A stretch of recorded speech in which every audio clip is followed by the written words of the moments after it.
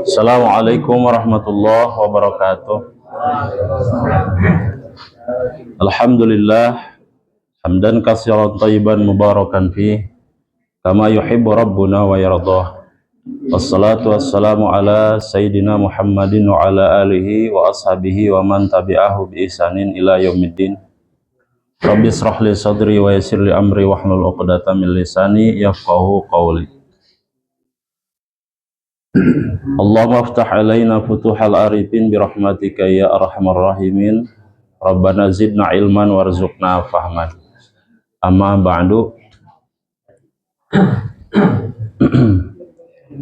Alhamdulillah, dalam lafaz alhamdulillah itu alif lamnya merupakan alif lam istighraqiyah namanya dalam ilmu nahwu, yang bermakna segala, keseluruhan atau meliputi.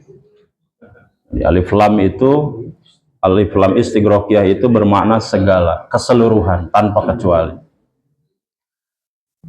Maka di dalam lafaz alhamdulillah itu mengandung kalimat segala puji, karena memang semua puja dan puji itu hanyalah milik Allah Subhanahu wa taala.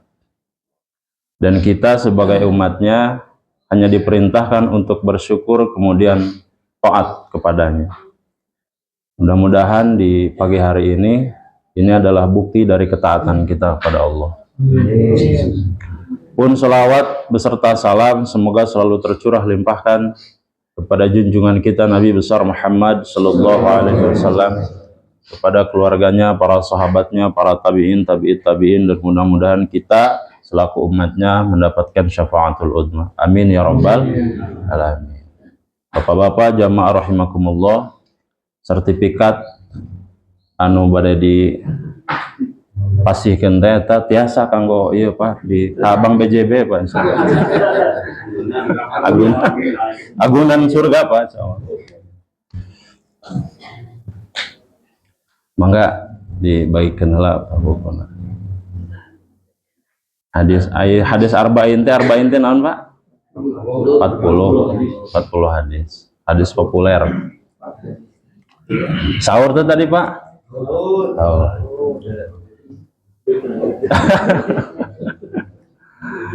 Abi henteu. Potang tong di luar siku kelong. Nanti ya tuh.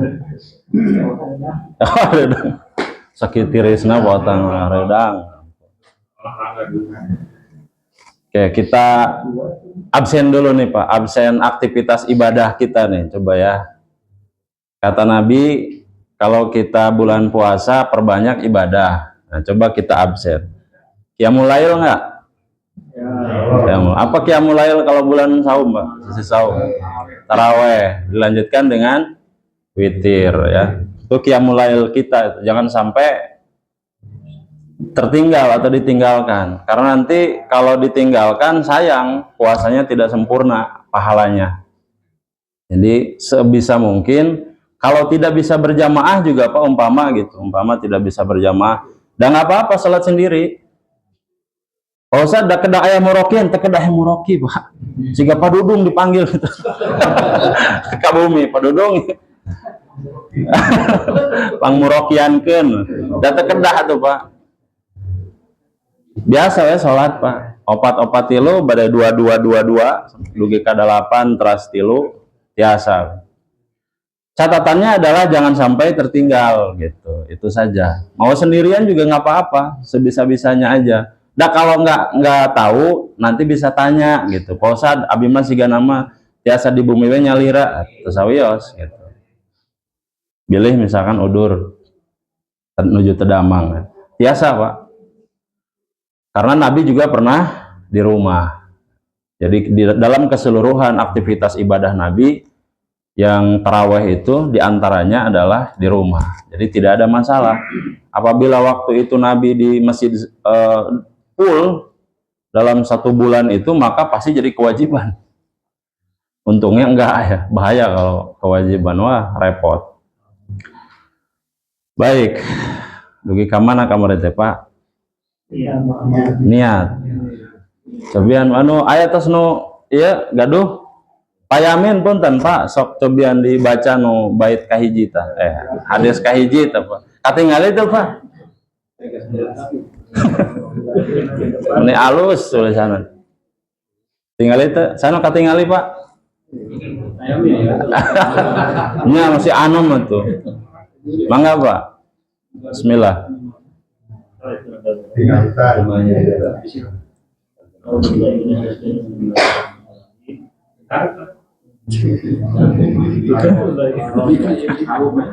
tinggal itu sok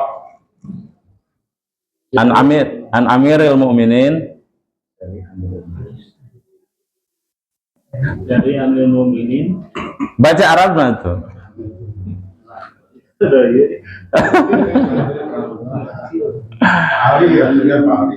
oh, ada tak sok ayo sok Paldi ketinggal itu jelas sih tapi itu biasa cina bacana sok mangga Baji An Amiril Mukminin Abi Hafsin hafaz An Amiril Al-Mukminin Abi Hafsin Umar bin Khattab radhiyallahu anhu qala sami'tu Rasulullah sallallahu alaihi wasallam yaqulu innamal a'malu binniyat wa innamal likulli imrin ma nawa man kana hijratuhu ila Allah wa rasulihi fa hijratuhu ila Allah wa rasulihi man kana hijratuhu lidunya yusibuha awil ra'atin yang diuha fa hijratuhu ila ma hajara ilaihi. Siapa perawinya Pak? Riwayat Imam Naon cenah? Riwayat Imam Teu aya sakalan ya Pak. Abu Abdullah Muhammad bin Ismail bin Ibrahim Al-Mughirah. Ya. Iya.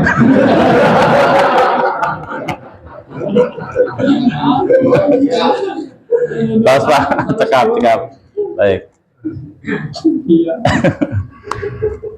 Ya, baca hadis beda dengan baca Quran, Pak ya. Kita kedah tahu deh. Baik, kita mulai dari hadis pertama, mengulang dari yang kemarin. An Amiril Mukminin Abi Hafs Umar bin Khattab radhiyallahu anhu qala sami'tu Rasulullah sallallahu alaihi wasallam yaqul innamal a'malu binniyat wa innamal likulli imri'in ma nawa faman kanat hijratuhu ila Allah wa rasulih fa hijratuhu ila Allah wa rasulih wa man kanat hijratuhu lidunya yusibuha aw imra'atin yankihuha fa hijratuhu ila ma hajara ilaih. Payah memang Pak menghafal hadis, menghafal Quran ini. Kami dulu di pondok juga aduh Pak luar biasa ini. Nah dulu pas waktu kecil Pak, alhamdulillah di dekat rumah itu tidak jauh Pak banyak pesantren, alhamdulillah itu satu anugerah, satu karunia. Kurang lebih 500 meteran itu pasti ada pesantren tempat saya itu Pak, pasti itu bisa dipastikan. Dan kita tinggal pilih saja mana pesantren yang menurut kita paling cocok gitu. Alhamdulillah pesantrennya itu yang paling dekat itu lewat kuburan, melewati kuburan Pak, janten sok rada hoream. Tapi alhamdulillah ya. Dan biasanya kalau pesantren-pesantren salaf, artinya pesantren salaf itu pesantren yang lama, konservatif lah gitu ya, bukan modern. Itu biasanya yang dikaji itu antara fikih dengan ilmu alat itu nahwu dan shorof, itu sudah jadi makanan sehari-hari itu Pak. Di samping memang tajwidnya luar biasa, alhamdulillah memang ada di lingkungan pesantren itu. Singkat cerita, kemudian di waktu SMA kelas 1, nah pun abah teh ngalabatkeun ka pesantren di Pengkeren sekolah SMK hiji. Ternyata itu adalah sekolah pesantren khusus konsentrasinya itu ke tafsir. Jadi alhamdulillah di kampung juga banyak belajar itu tentang hadis, tentang tafsir dan beberapa ilmu lain tentang kajian-kajian keislaman. Sampai kemudian setelah sekolah juga mengajar dan pulangnya ke pesantren Pak.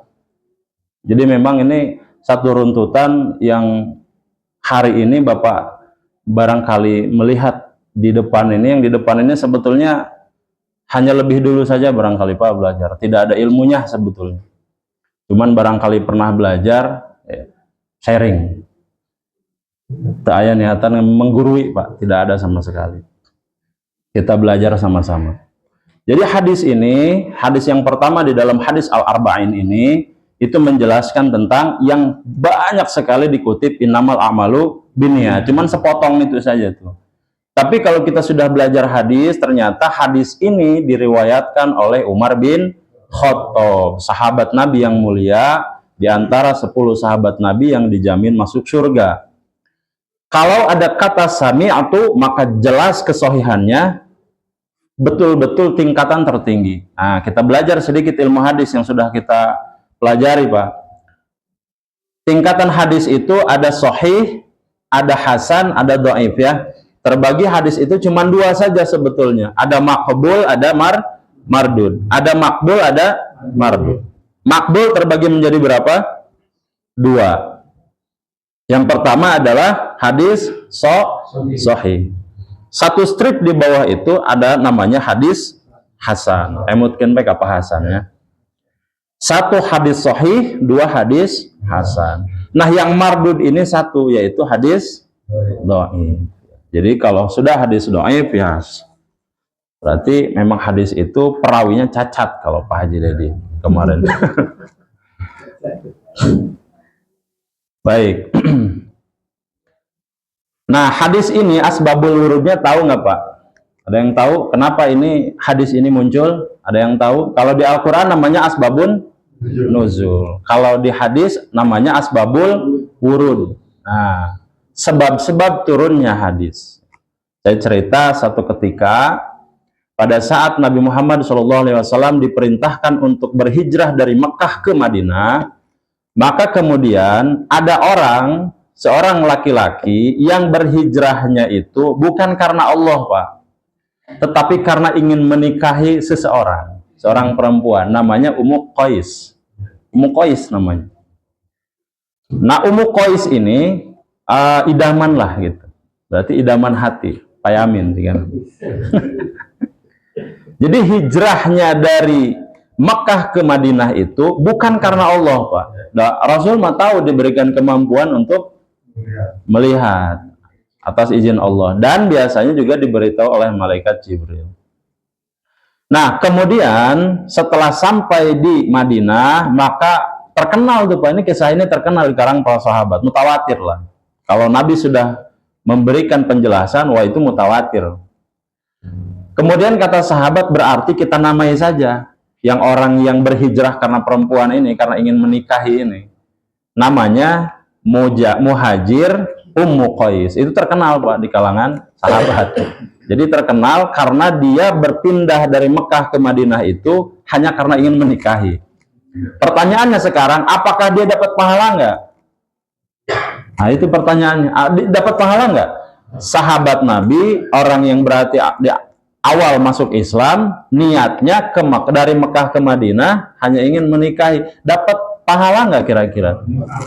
Ini jadi perdebatan. Ini yang satu bahasan yang akan kita bahas. Apakah semua niat itu berbuah pahala? Nah, bagaimana nanti dalam konteks bahasa Arab, kebahasaan, bagaimana Nabi menyampaikan ini? Kita lanjut. Jadi cerita ini, Pak, yang menjadi penyebab kenapa hadis ini ada. Nah, makanya disebut di sini yaqulu innamal a'malu binniyat wa innamal likulli imri'in ma nawa. Nah, jadi dia hanya akan mendapatkan apa yang dia niatkan. Jadi kita itu, Pak, hanya akan mendapatkan apa yang kita niatkan. Faman kanat hijratuhu, tuh bahasanya ada hijrah. Makanya kan aneh nih. Ada satu bahasan tentang innamal a'malu binniyat, segala sesuatu tergantung dari niat, tapi di sisi lain ada bahasa hijrah. Nah, ternyata ini.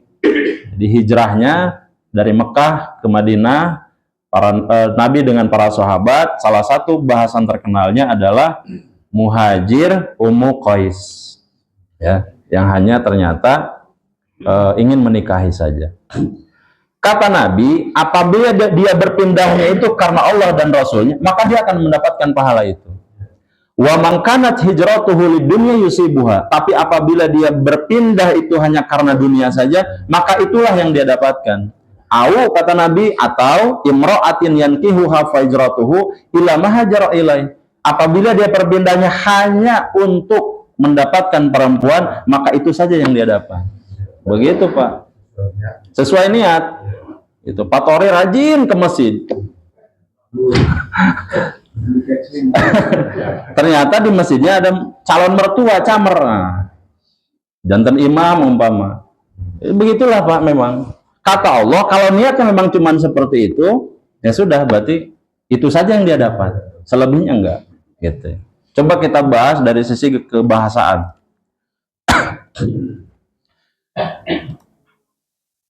Nah, kata Nabi begini. Innamal a'malu binniyat itu, ini syarah-syarah para ulama yang mendefinisikan ini. Innamal a'malu binniyat, kata innama itu Pak, ternyata itu pengecualian. Maknanya hanya garis miring pengecualian. Jadi saya tanya ke bapak-bapak sekarang. Saya mau sedekah, tapi dari mencuri. Ya, pencuri syar'i ini Pak. Saya mau sedekah karena bulan puasa, tapi mencuri. Caranya, niatnya bagus nggak? Nah, sekarang saya tanya, niatnya dapat pahala nggak? Dapat, meskipun mencuri. Nah, ini yang kita bahas. Jadi ternyata kata innama itu tidak melulu semuanya. Coba kita tengok di surat Ar-Ra'd ayat 7. Kata Allah, a'udzubillahi minasyaitonirrajim, innama anta mundhir. Innama anta mundhir. Engkau Muhammad hanyalah pemberi peringatan saja. Kata innama itu bermakna hanya. Ini dikira di Quran surat Ar-Ra'd ayat 7. Ar-Ra'd itu innama, kata innama digunakan hanya. Pertanyaan sekarang, apakah Nabi itu hanya pemberi peringatan? Tidak memberikan kabar gembira? Hanya peringatan saja kah? Enggak. Ya, di surah Al-Baqarah disebutkan wabasyiril ladzina amanu wa amilus sholihat. Itu Bah? Ayat berapa itu Bah? 20-30 ya. Wabasyiril ladzina amanu wa amilus sholihat. Sampaikan kabar gembira kepada orang-orang yang beriman tuh. Berarti kabar gembira Nabi juga, bukan hanya peringatan. Tapi kenapa menggunakan kata innama di sini? Engkau Muhammad hanyalah seorang pemberi peringatan. Kenapa? Nah, itu satu. Kemudian di surat Muhammad ayat 36 juga dikatakan, innamal hayatud dunya la'ibu walahun. Jadi sesungguhnya dunia itu hanya tempat bersenda gurau. Nah, kesenangan dan bersenda gurau. Menggunakan juga kata innama. Jadi ada dua kata innama yang digunakan yang ternyata sama redaksinya dengan innama pada hadis Nabi. Apa maknanya? Ternyata tidak semua niat Pak berbuah pahala. Tidak semua niat berbuah pahala. Ada yang namanya koridornya. Nah, dari mana kita tahu? Nabi mengatakan dari pertama redaksinya innama a'malu. Coba perhatikan di kalimat a'malunya. Menggunakan alif lam nggak? Ayo saya tanya, al-a'malu an-niatnya menggunakan alif lam nggak? Ada nggak alif lamnya? Ada. Kita sudah belajar nih Pak. Alif lam itu salah satunya adalah berfungsi sebagai ma'rifat. Apa itu ma'rifat? Sudah diketahui. Khusus. Berbeda dengan nakiroh. Kalau nakiroh masih umum. Kalaulah di sini lafadznya tidak menggunakan alif lam, maka kita bisa pastikan niatnya umum. Niat apa saja kalau dia niat gitu, maka dia dapat pahala. Ternyata enggak. Redaksinya menggunakan alif lam yang berfungsi di situ sebagai kekhususan. Sehingga kita bisa maknai. Ini tidak ada Pak di redaksi ya, tidak ada. Tapi ini bisa kita pahami dari struktur bahasa Arabnya. Bahwa al-a'malu berarti amal yang sudah ditentukan. An-niat juga sudah ditentukan niatnya. Kita bisa pahami bahwa niat yang dimaksud adalah niat yang sesuai dengan syariat. Paham sampai sini Pak? Ya. Jadi tidak semua niat berbuah pahala, enggak. Apabila niatnya itu yang dikerjakannya ternyata adalah sesuai syariat, maka dia akan berbuah pahala. Tetapi kalau tidak, maka tidak bisa. Umpama punten-punten yang korupsi, umpama sekian triliun itu ayeuna rame kan, seberapa triliun Mbak? Oh, luar biasa memang. Tingkat korupsi di negara kita luar biasa memang, Pak. Kedah ngawas ya Pak. Aduh, ampun. Begitu banyak uang itu, triliunan itu. Kemarin saya sampaikan Pak di sore itu ya, setelah apa? Darus itu. Di surah Asy-Syura dengan Az-Zukhruf ya. Allah mengatakan bahwa tidak ada hubungannya antara kekayaan dengan keimanan. Nggak ada, Pak. Orang yang rajin sholat tapi balangsak, dan memang nggak ada hubungannya. Ya sholat, ya kekayaan. Wala talbisul haqqo bil batili wa taqtumul haqqo wa antum. Apa itu, Pak? Allah itu membedakan antara yang hak, yang batil. Itu sudah berbeda. Maka kemudian ya kekayaan, ya sholat. Jangan menganggap orang masuk sholat rajin, tapi anggar hirup bangsa. Dan memang nggak ada hubungan. Sholat aja. Hidup mau urusan berbeda. Maka kemudian kalau kita niatkan umpama dari hasil tidak baik itu lalu kemudian membangun masjid, jadi abi ayah Pak eta.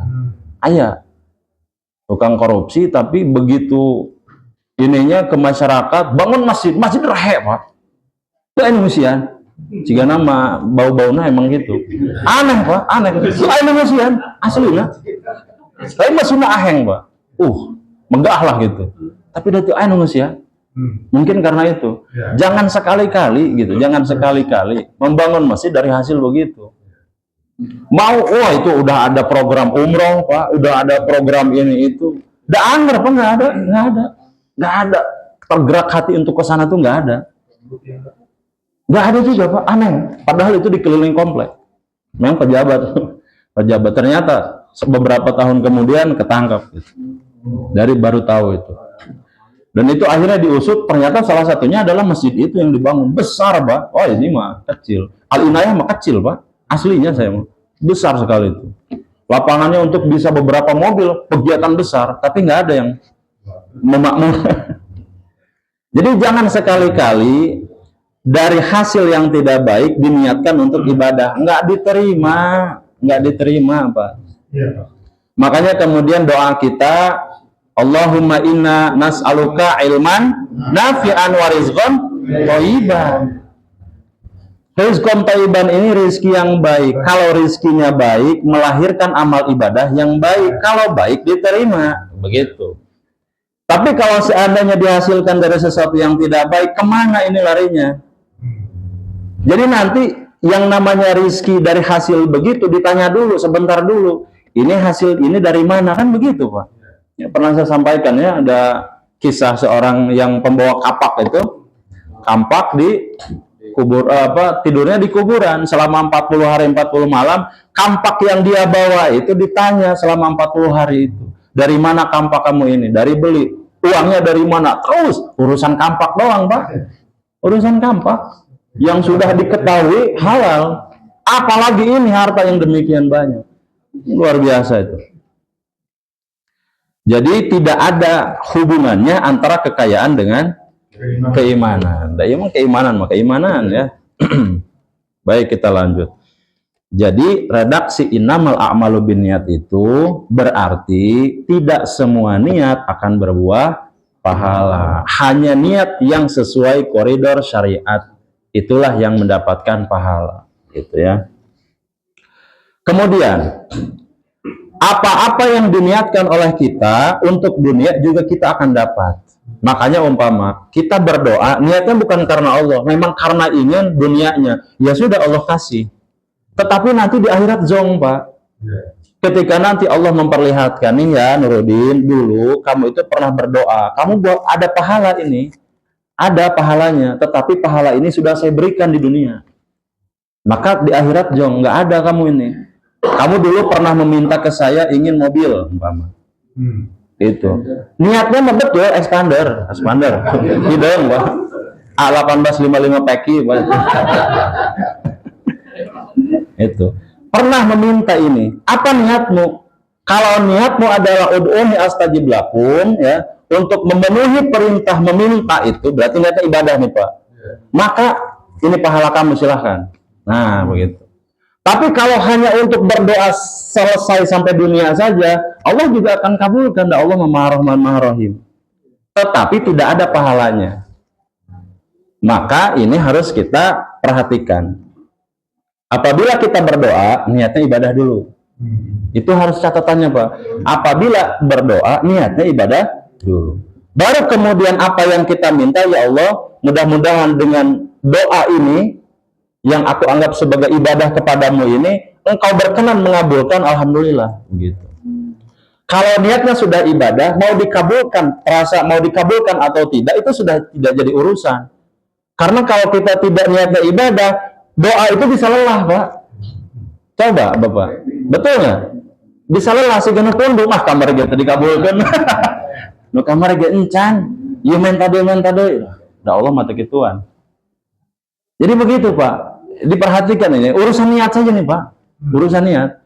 Jadi kalau seandainya niat kita bukan karena ibadah, pasti lelah. Silahkan aja dicoba. Silahkan aja dirasakan. Sekian tahun kita berdoa. Ada yang menurut kita tidak dikabulkan, padahal tidak begitu pemahamannya. Kalau Allah sudah mengatakan ud'uuni astajib lakum, berarti itu dikabulkan. Hanya masalah waktu, apakah sekarang, esok, atau lusa, atau kapan. Atau itu digantikan dengan pahala. Yang nanti setiap kita berdoa dikumpulkannya, sehingga orang celengan ke masjid. 2.000 kan, setelan pabrik orang kan 2.000, Pak.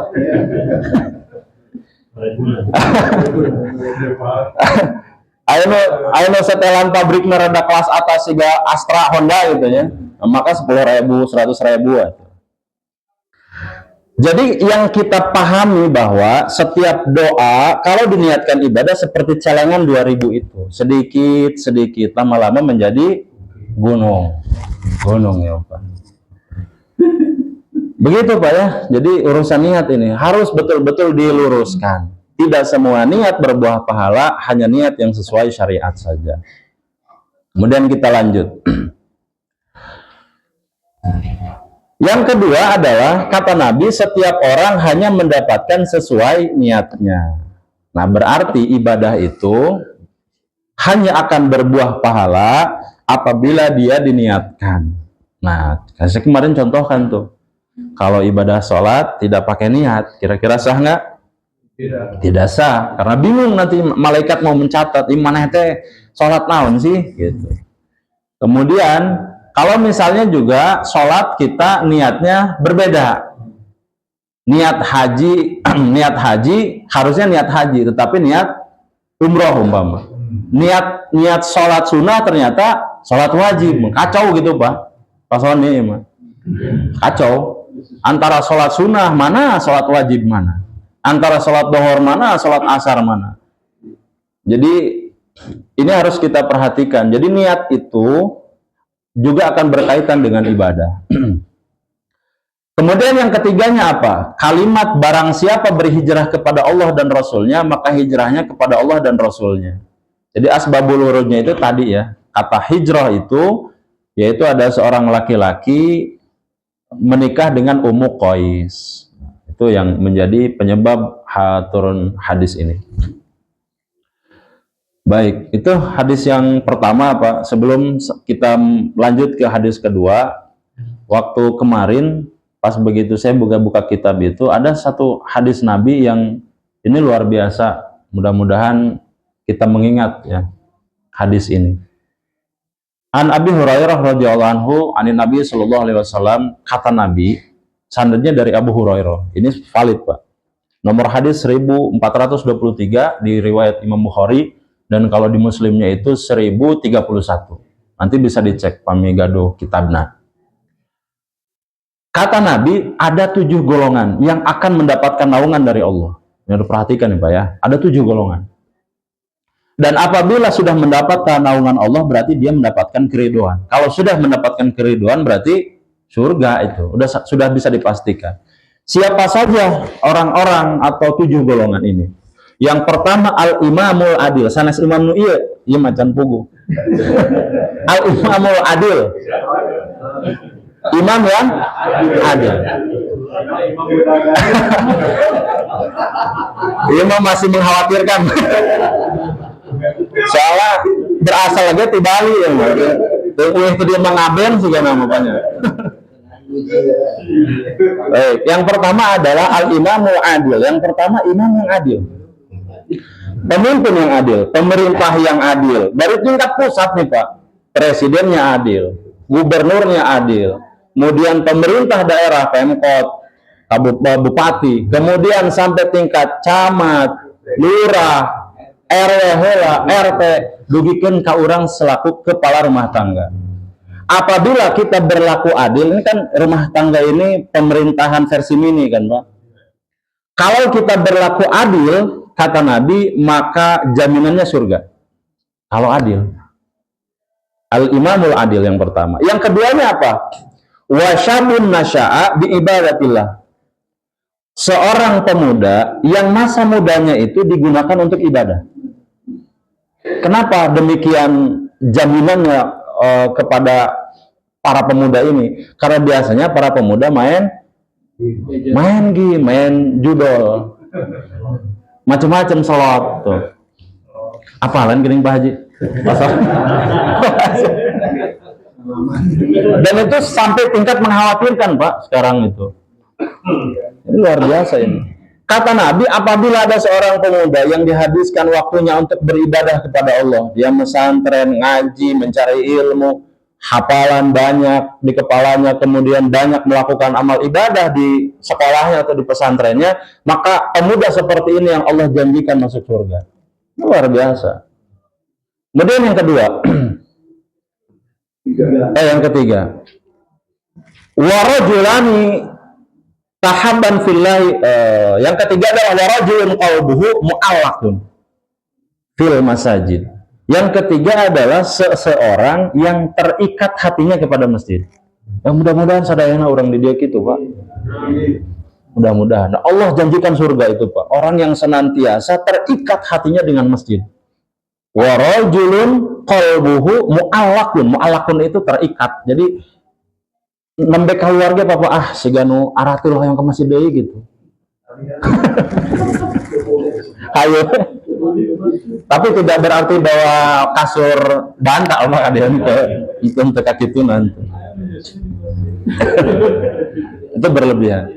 Warajulun qalbuhu mu'allaqun fil masajid. Orang yang terikat hatinya kepada masjid. Ini Allah janjikan surga Pak. Ini mudah-mudahan kita jadi ahli masjid. Kemudian siapa lagi? Kata Nabi, warajulan tahabban fillah, ijtama'a alaihi wa tafarraqa alaihi. Orang yang berkumpul karena Allah kita ini. Kan nggak mungkin Bapak, kalau cuma mendengar saya ngomong, ini kan saya nggak ada ilmunya sebetulnya Pak. Tapi Bapak mau nih mendengarkan ini. Bukan karena siapa-siapa, saya yakin pasti karena Allah. Pasti, karena Allah itu sebetulnya yang menguatkan. Jadi kita berkumpul, kemudian berpisah pun nanti itu hanya karena Allah saja, maka pertemuan dan perpisahan inilah yang Allah janjikan surga. Mudah-mudahan juga kita termasuk ke golongan ini. Sudah berapa golongan kita masuk tuh Pak? Dan Bapak paminu pemuda masih gana jauh Pak imamnya. Soalnya sadarna atau sepuh gitu, siga nama itu. Kemudian siapa lagi? Warajulun da'atsu imra'atu zatu mansibin wa jamal faqala inni akhafullah. Ini yang kelima agak-agak berat nih Pak. Kalau seandainya kita ditawari berzina oleh perempuan yang cantik, kaya, punya jabatan, diajak berzina nih Pak. Kira-kira bapak yang kira-kira. Bapak si Alima. Bapak ya kira-kira. Mau nggak kira-kira Pak? Secara logika aja. Jangan ngomongin keimanan dulu. Normalnya kita bagaimana? Mau pasti Pak. Pasti mau Pak. Kalau ini perintahnya ada, berarti ini berat. Hampir semua orang susah melakukan ini. Menolak itu susah. Kata Nabi, warajulun da'aswa imra'atu zatu mansibin wa jamal. Sudah mah cantik, kaya raya, punya jabatan, yuk orang ke hotel umpama. Oh tepat ini, matu siap. Semangat 45 pasti. Itu. Dan ditolak rezeki nomploknya Pak. Seperti itu. Jadi memang Yang kelima ini lumayan berat nih bagi laki-laki. Tapi kalau dia bisa melewati ini, faqala ini akhafullah, aku ini takut kepada Allah. Ini ceritanya dulu mengisahkan Nabi Yusuf. Siti Zoleha itu kan ada perempuan yang cantik, kemudian kaya raya, istri dari raja. Dan Nabi Yusuf pada saat itu menjadi budak. Dan budak itu, Pak, itu halal, diapa-apakan itu sudah hak milik.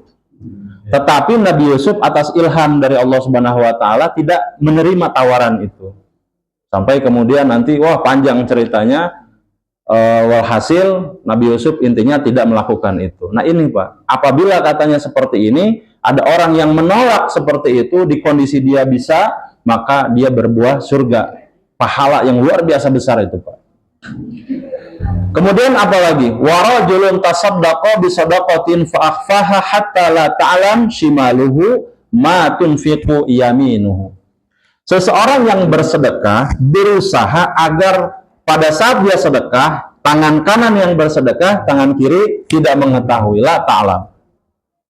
Ini jangan diartikan literal, Pak. Nanti kedah naos hadis. Pas begitu masuk ke teh, ngalebetkeun teh ieu teh dikieu. Hingga kitu pengertianna teh teu literal. Disumputkeun, supaya teningali cenah atuh da anger, Pak. Justru kehese atunya, kumaha ngaditukeun atuh. Nah, pengertian hadis ini adalah apabila kita bersedekah, tidak perlu ada orang yang tahu. Kita saja, maksudnya begitu. Seorang diri saja, kita dengan Allah saja yang tahu. Tidak perlu sampai di medsos. Di selfie, masukkan kena canceling ya kan. Terkedah Pak. Jadi pengertiannya adalah tidak perlu ada orang lain yang tahu. Bagaimana Ustaz seandainya memang dengan cara kita memberitahukan menjadi inspirasi orang lain untuk berbuat baik, maka itu amal jariah namanya. Tapi balik lagi ke hati-hati Pak. Balik lagi ke kalbu kita. Ini memasukkan ini apa niatnya itu harus diluruskan tuh Pak. Kalau ini tidak lurus, wah kesananya jadi kacau. Kalau hati kita sudah lurus, mau diapa-apakan enak Pak. Begitu ya. Jadi perbaiki niat kita. Yang terakhir apa kata Nabi yang mendapatkan naungan? Warajulun zakarallahu kholian fafadat ainahu. Orang yang sholat, yang zikir kepada Allah di waktu sepi, mengingat dosa ke orang tua, dosa ke istri, istri ke suami, dosa ke anak, dosa ke tetangga, dosa ke sesama, ke kerabat, ke saudara, diingat sama dia apa diingat. Kemudian sampai fafadat ainahu, sampai meneteskan air mata, ya Allah, seueur pisan dosa. Meneteskan air mata karena saking mengingat banyak dosanya kita, maka orang seperti ini yang Allah janjikan surga. Biasanya kalau di waktu-waktu mustajab itu di jam 3 tuh Pak, ya kan ya? Kalau kita mau betul-betul ibadah tuh ya memang di sepertiga malam itu kita bisa mengingat semua dosa-dosa, kemudian kita bisa bermuhasabah diri. Apa yang sudah kita lakukan, apa yang akan kita lakukan ibadah dan kehidupan kita di masa yang akan datang. Itu harus betul-betul Pak itu. Jangan cuman mengalir seperti air katanya. Ya, air mah tengah golosor Pak. Nggak seperti itu maknanya. Tapi coba kita muhasabah ya. Baik, ada pertanyaan sampai sini Pak?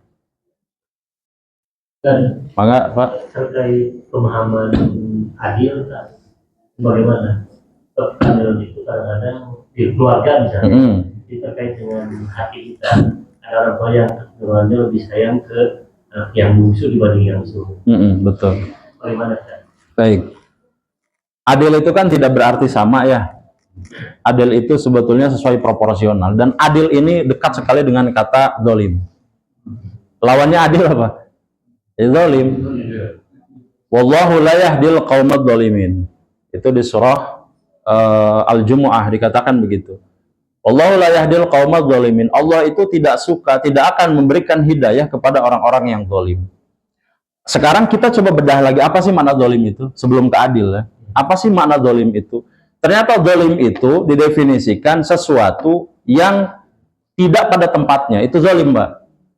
Tidak pada tempatnya itu zalim. Maka kemudian Allah mengatakan sesuatu yang tidak pada tempatnya, maka kalian zalim berarti. Dan Allah tidak suka, tidak akan memberikan hidayah kepada orang-orang yang zalim. Sampai nanti dia mencari betul-betul hidayah. Jadi berkaitan dengan adil, adil itu adalah menempatkan sesuatu pada tempatnya. Berarti begitu sederhananya. Kalau seandainya kita melihat misalkan anak bungsu kita paling banyak harus mendapatkan perhatian, seperti saya Pak, terus terang di keluarga ya. Yang kecil itu Pak belum bisa lancar bicara. Jadi kalau bicara tuh hanya beberapa kata saja, karena ada keterlambatan, namanya speech delay. Kalau bahasa sekarang itu ya, bahasa ilmiah, speech delay, keterlambatan bicara. Dan karena hal ini, saya harus lebih fokus ke sana. Mengajarnya pelan-pelan, berbeda dengan yang gede. Jadi bacanya tuh babi, bu, babi, babi gitu. Nggak cukup lancar. Sehingga perhatian saya jelas harus ke sini nih, harus ke yang ini. Dibandingkan dengan kakaknya. Memang sempat kakaknya bilang, ayah mah lebih sayang ke AA. Tapi ya itu Pak. Kalau memang kita merasa meyakini bahwa itu adalah sesuai porsinya, maka berarti kita masih bisa dikatakan adil. Tetapi hati-hati juga ini ke anak. Biasanya Pak yang paling banyak masalah itu diwaris. Itu diwaris tuh. Karena ada salah satu yang paling disayang, warisannya paling banyak. Padahal kata Allah nggak begitu. Jadi hati-hati Pak dengan konsep adil ini. Nanti pembahasan ini ada di hadis tentang adil ya. Ada. Lebih jelasnya ada. Baik, lebih rinci. Barangkali itu saja Pak yang bisa saya sampaikan. Mudah-mudahan pertemuan hari ini ada manfaatnya. Billahi fisabilil haq. Assalamualaikum warahmatullahi wabarakatuh.